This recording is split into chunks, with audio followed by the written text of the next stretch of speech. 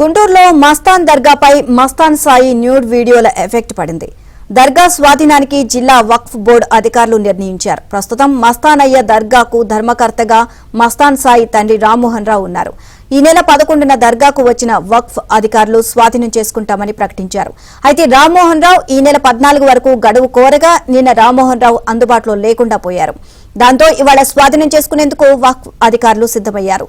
ఇదిలా ఉంటే దర్గా వక్ఫ్ పరిధిలోకి రాదు అని రామ్మోహన్ రావు కుటుంబం చెబుతోంది.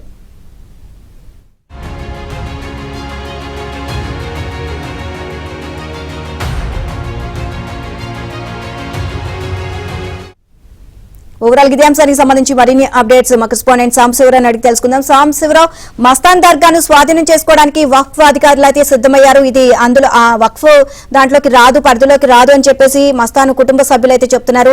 సో దీనికి సంబంధించి మరి ఏంటి, అధికారులు ఏం చేస్తున్నారు?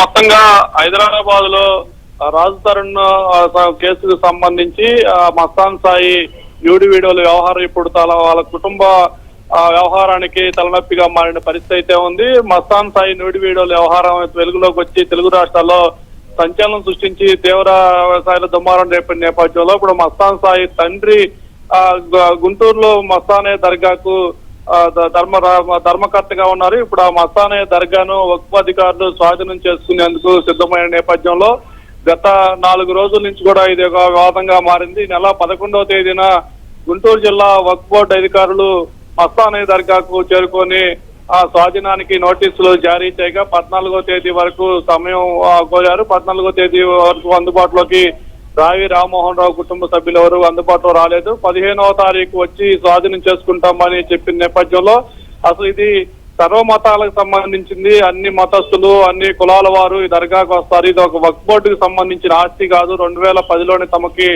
జిల్లా కోర్టు ఇది ప్రభుత్వానికి గాని వక్ఫ్ గాని సంబంధించింది కాదు అని తీర్పు ఇచ్చిన దాన్ని కూడా తీర్పు ప్రతులను మీడియాకి రావి రామ్మోహన్ రావు కుటుంబ సభ్యులు అయితే చూపించి ఇది వక్ఫ్ బోర్డుకు సంబంధించిన ఆస్తి కాదు, ఇది వక్ఫ్ బోర్డు అధికారులు కుట్రపూరితంగా తమ ఆస్తులను స్వాధీనం చేసుకునే ప్రయత్నం చేస్తుంది. ఇది ప్రజల మనోభావాలను, భక్తుల మనోభావాలను దెబ్బతీసే విధంగా వక్ఫ్ అధికారులు ప్రవర్తిస్తున్నారంటూ కూడా వాళ్ళు ఆవేదన వ్యక్తం చేసింది తెలుస్తుంది. మొత్తంగా వక్ఫ్ బోర్డు అధికారులు 14వ తేదీ వరకు సమయం ఇచ్చి ఈ రోజు 15వ తేదీని వచ్చి దర్గాను స్వాధీనం చేసుకుంటామని నోటీస్ ఇచ్చిన నేపథ్యంలో ఈ రోజు మరి ఇంతవరకు కూడా దర్గా వద్ద రావి రామ్మోహన్ రావు కుటుంబ సభ్యులతో పాటు మీడియా సభ్యులు కూడా దర్గా వద్ద వేచి చూస్తున్న నేపథ్యంలో ఇంతవరకు వక్ఫ్ బోర్డు అధికారులు ఎవరు కూడా అటువైపు రాని పరిస్థితి అయితే ఉంది. మరి వీరు చెప్తున్న విధంగా ఇది వక్ఫ్ బోర్డుకి సంబంధించింది కాదు, ప్రభుత్వానికి సంబంధించిన ఆస్తి కాదు, ఇది తమ పూర్వీకుల నుంచి వచ్చిన ఆచారం, ఇది ముస్లింస్ సంబంధించిన ఆచారం కాదు, అన్ని మతాస్తుల వారు, అన్ని కులాల వారు ఈ దర్గాకి వస్తుంటారు, ప్రార్థనలు చేసుకుంటారని కూడా